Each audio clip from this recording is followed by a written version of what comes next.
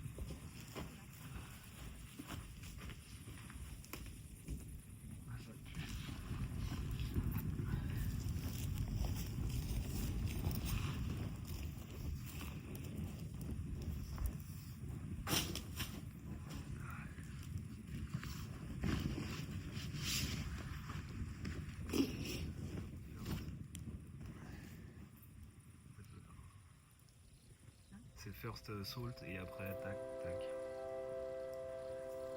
Je lèche. Et ouais, bon bah cheers d'abord. Cheers Guigui.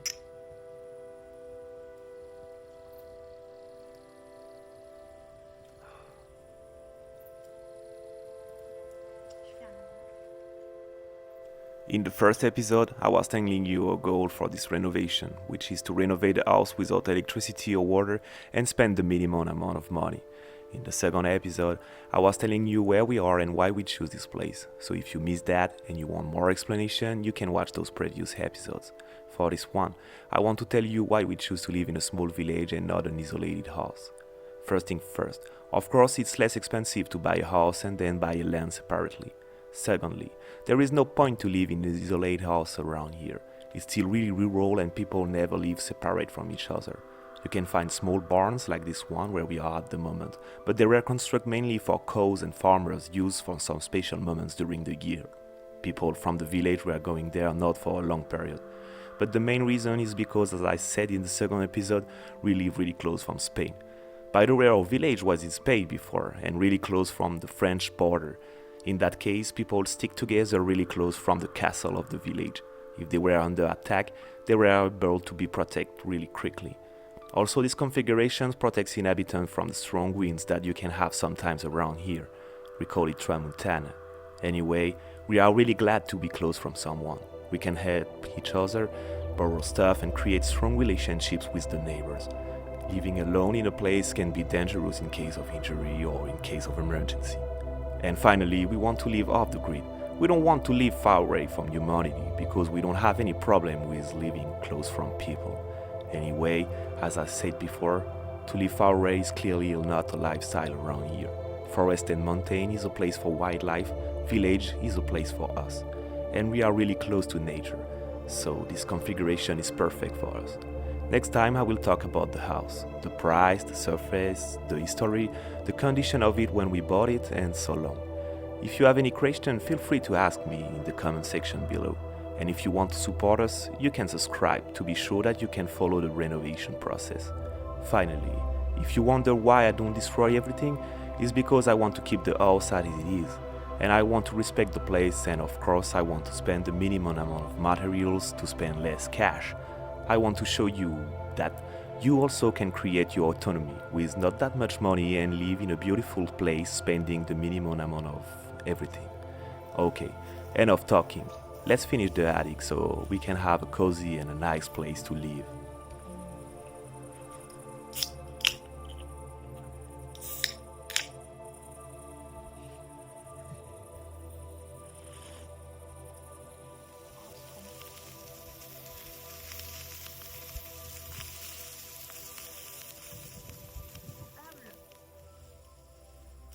Dis à quoi elle joue, quoi.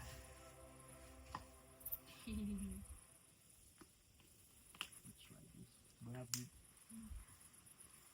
Bon appétit. Oh, doucement.